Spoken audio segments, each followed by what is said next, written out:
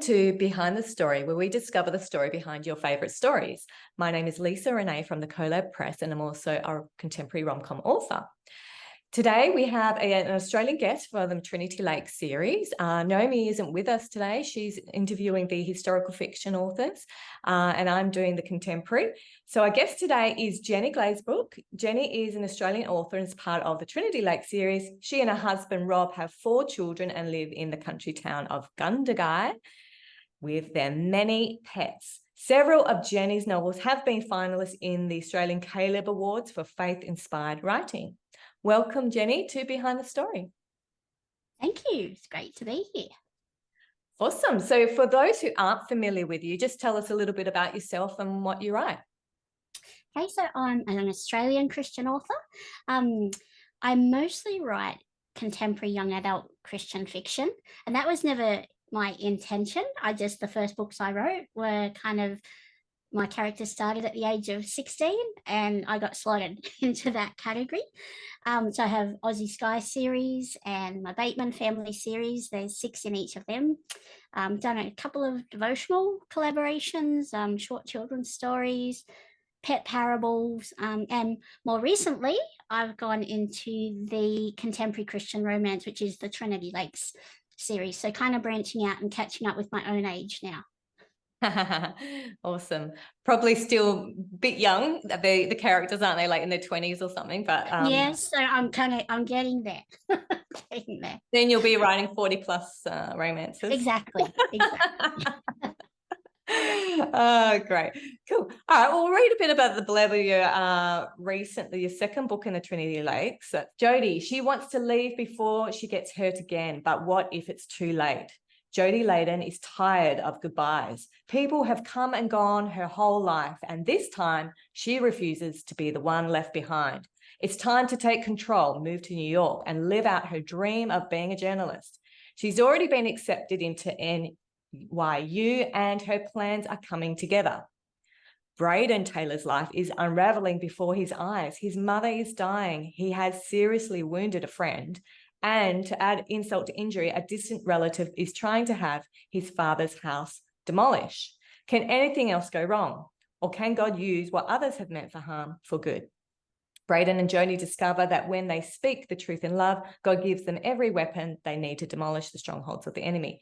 Trinity Lakes is about to witness a battle for truth that only God can win. Woohoo! So it's a seeking truth and healing hearts redemption romance. Sounds pretty awesome, I reckon. So tell me a bit about the story behind this story. Well, I actually wrote this story many years ago, but never had it published. And it was a finalist in the published section of the Caleb Awards about 10 years ago. So I knew it had some value to it. It was originally a YA story, so the characters were younger and it was set in Australia. But when Carolyn Miller asked me if I'd like to be part of the Trinity Lakes series, I thought I'd love to. And so Jodie and Brandon's story was actually in the one book, which was also Hallie and Josh's story. So it was one big, long book. So I thought, now I'd divide it up. So this is the second part. And it needed to be romance with 2 point of view characters, which is partly why I divided it up as well. So yeah, it was originally part of the Where Our Hearts Lie, but the themes are kind of intertwined, and I just loved going deeper into Jodie and Brandon's story and adding the layers. So that was fun. Yep. Wow. It must have been pretty long. Was it a pretty long book, the original? Yeah. I always see them too long, too many words. Yep. Oh, wow. Well, that's great. That's great that you've been able to make it into 2 books. And because the Trinity Lakes series is pretty much, our guide was, hopefully, 50 to 55, maybe to 60,000 words. So what did your first book and this book, do you know what the word count roughly was? Did you go? No. I always go around 100,000. I have to cut back. That's just me, too many words, but it's good for me to, be a bit more succinct, and yeah, that's great. You've been able to put it into 2 books. All right, well, introduce us to Jodie. What are her strengths and quirks? Okay, so she's a pastor's daughter, and she's youngest in the family. And she has this thing about being the youngest because she once heard Hallie's mother, who was a missionary, say that the youngest is, you know, spoiled and very needy. And so she decided that was not going to be her. And she's also been hurt a lot because her parents started living at the Bible college. That's where they met. And then her father started lecturing there. And with Bible colleges, you have people come and go all the time. I've been at Bible college, so I know what it's like. You know, they come for a few years, study and leave. So as a little girl, her heart was broken. She's very loving and would get very attached to people when they left. And so she decided, that's it. I'm not going to become attached to anyone apart from my family. And so she's independent on the outside and trying to be, and can be a little bit harsh and judgmental, but it's because she's trying to guard her heart. And she's got a quirky sense of humor. And she does, she's very good with writing and words, but she does love passionately and deeply, but she's trying to not.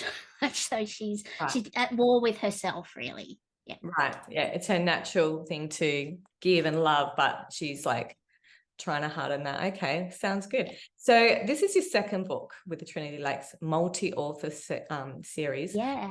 What's your experience been writing with the group? You've done your stuff by yourself and now like you're having to collaborate with others. Like tell us a little bit about that journey. So this was a first for me, and I think it was really good to have everybody supporting each other with, like, they would pick up where my weaknesses were. So one of my weaknesses, even in real life, I notice people and dialogue and relationships, but I won't notice or observe anything around. Like I won't know what you're wearing. I won't know what's happening in the background. I'm just not observant that way. So scene setting is not a strength of mine. So to have everybody else do that so beautifully just added to even to my visual of Trinity Lakes, what it looks like. Yeah, and some of them are so good at that. So Narelle started, she set out the whole scene with her book and the characters and the dodgy deal that went down. And then you had each of the authors add to that. And Carolyn, particularly for some of my settings, the Bible College and the Trinity Life Church, she filled that out beautifully. And then Sarah Beth, she was really good with AI graphics and maps and things. So she gave that for everyone. So I think that really helped me. And Caroline's been amazing guiding me through the process of self-publishing.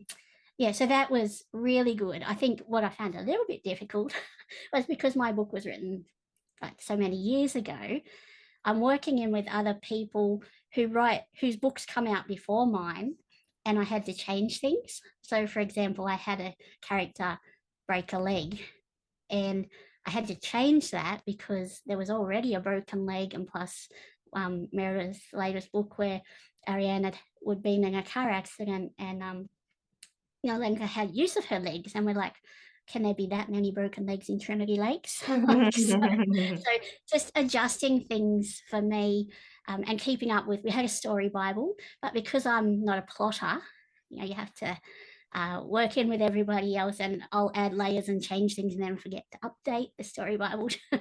So I think that was difficult for me when I'm used to just doing things on my own. So there was good and bad, but mostly good. Like there's strengths that can build on what are not yet my strengths. Right. So, yeah. Yeah, so it's definitely when a multi-author series is set up where you're sharing the world and it's quite a lot of detail and you're trying to connect the characters and stories. Yeah. It's an amazing series for the reader, but it is like hard work for the authors to collaborate and do that. Whereas some series is just pick a theme. This is the theme, this is a trope, and all of you guys do tropes, and you just can write your own worlds, or doesn't have to connect. That's easy peasy sort of, other than you're working together with the marketing sort of thing. But yeah, it definitely was a challenge. I found, you just have to sort of not be too tight on your story being a certain way. It would have been hard for you already had your story all done, whereas I was sort of like, I'm going to read theirs first and not get too attached and try and weave it in. So well done, because that would have been a big challenge. Now I have highlighted your book before, and I'll wrap up last year, Where Our Hearts Lie. So Naomi has written, picked out one of the reviews from Amazon. MM says, wonderful dialogue and storytelling, God's goodness woven imperfectly throughout the story. Lots of great action and page-turning events. So do you feel this reviewer got the heart of your story? I'm a bit blown away by the reviews. So yes, they did, because I really wanted to have an interesting story, but also have the depth in there, and to show God's redemption, and very much focus too on how words and assumptions, the lies of the enemy that we accept into our lives, how that impacts us, but then how God's truth and healing comes through. So yeah, I think the heart has come through, which is amazing. Thanks God. Yeah, it's great to have those reviews. So guys, if you've read any of the Trinity Lakes books, like pop up a review. It really is encouraging to all the authors. I've got a midpoint question for our viewers. So based on what we're talking about, a multi-author series, let us know what your favorite multi-author series, and how do you like them to be? Like, do you like the shared world or a trope or whatever? We'd love to hear more about that. Okay, so which of the books did you like the most out of the series? Which ones stood out to you? I know it's hard, like your author friends that are listening, but I was able to be like, highlight your one. No, you don't have to say mine. No, I'm just joking. Mine's just a silly story, but because I like all good humor. But yeah, what's something that really out of the series? Like, you've got some ones coming up, so you can choose this year's releases. But what's one of your favorites?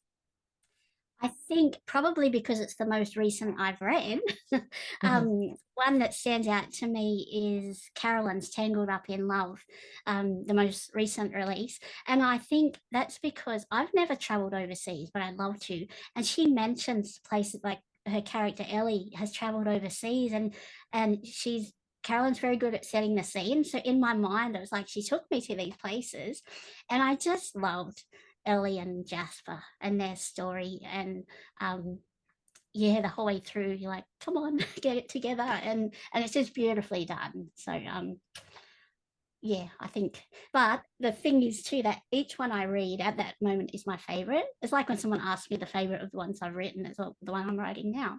Yeah, that's right. It's fresh in your mind. Yeah. Cool. What's your favorite thing to do when you aren't writing? Couple of things: cuddling cats, reading, eating chocolate. Yeah, those are probably the main things. I love to read. Yeah. You've got some pets. Tell me, what pets have you got? You got a bit of a property, or it's just like you're in the suburbs? We're in town. We've got 3/4 of an acre. Yeah. But we kind of take in rescue animals a bit too. So we've got a goose, a sheep, about 30 chooks, 3 galahs with broken wings, and a cockatoo with brain damage, but he's very cute. And we've got 4 cats. They're all rescue ones. The last 2 we've got, the owner went into care and they were kind of neglected for a few months. So it took a bit to, yeah, they've now got separation anxiety. They're funny. Like, someone goes into the bathroom, they're like a toddler meowing at the door, like, where are you, mum? Wow. So they're cute. Yeah. Did I mention the dog? 2 blue tongue lizards, a budgie. I think that's it. It's just a little country farm there. Great. Yeah, it is. Yeah. You got a bit of space. That will keep you very busy looking after all those.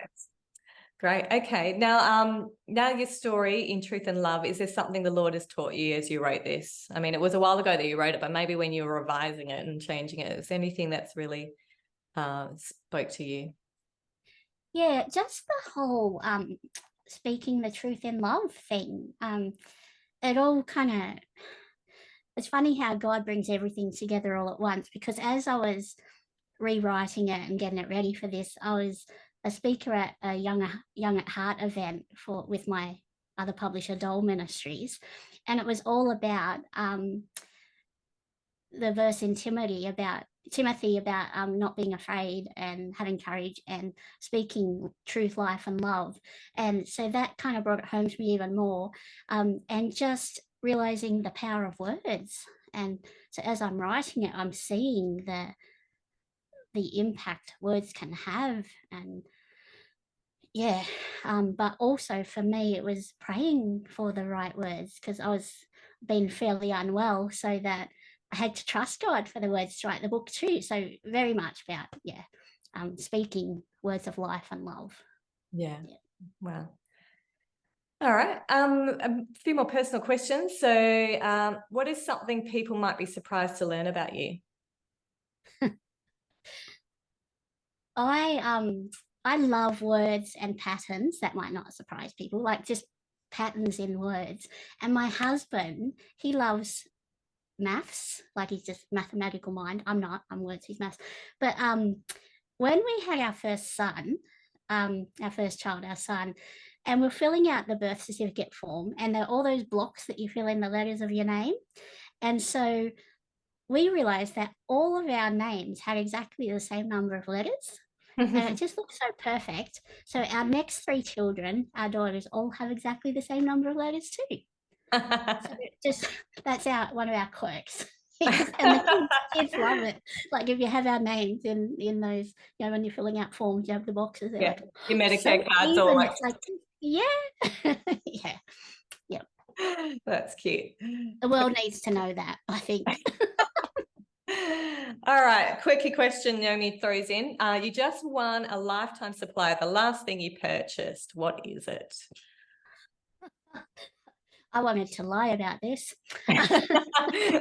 The last thing that's interesting. Milk. No, something cat food. A YouTuber t-shirt for my daughter.